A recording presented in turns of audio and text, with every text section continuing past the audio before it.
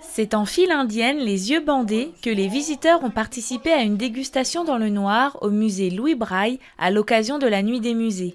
Guidés par 2 personnes aveugles, adultes et enfants ont découvert des mélanges de saveurs inhabituels. L'occasion d'éveiller tous les sens. C'est assez déstabilisant. En fait, on n'a aucun repère. Le seul repère qu'on a, c'est le son.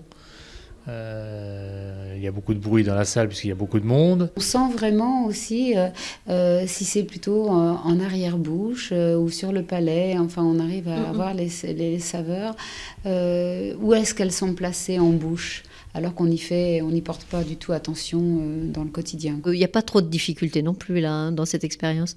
Il suffit avec nos doigts de toucher les petits les aliments et c'est pas vrai. Là, en l'occurrence, c'était pas de manger réellement, quoi. C'était surtout pour favoriser le goût. Fraises au basilic, radicus au curry ou encore gâteau au chocolat au piment d'Espelette, ce mélange de saveurs a permis aux touristes de voyager sur la route des épices.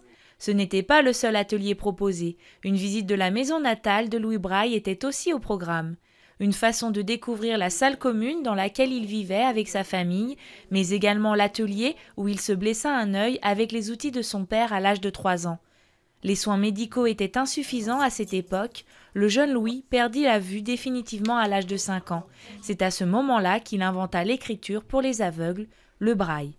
C'est vraiment de faire déjà prendre conscience au Seine-et-Marnais que Louis Braille est un génial inventeur, qu'il est né à Couvray, que ça fait vraiment partie, ça doit faire partie de notre patrimoine à tous, Seine-et-Marnais. Louis Braille est le seul Seine-et-Marnais au Panthéon, donc on peut en être fier. Et ce qui est important aussi, c'est du coup créer cette passerelle entre le monde des voyants et celui des non-voyants et des malvoyants. Et c'est important, voilà, que nous, on a beaucoup d'écoles, beaucoup de scolaires, d'élèves qui viennent. Et c'est important de leur expliquer qu'il y a des enfants de leur âge qui n'ont pas la chance de voir aujourd'hui ou qui voient très mal. Et voilà, il faut absolument que le handicap et que les préjugés liés au handicap tombent et qu'on puisse se découvrir les uns les autres.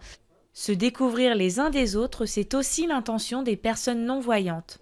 On a des jambes, on a des bras, on a une tête, on réfléchit, tout, quoi. Donc on vit normalement et on était à leur service. Une personne non-voyante peut vivre, on va dire relativement normalement, à part son problème de vue, et donc peut, comme dit Annie, faire pas mal de choses, et éventuellement même, dans le cas d'une pièce obscure, servir, se déplacer, sans souci, quoi.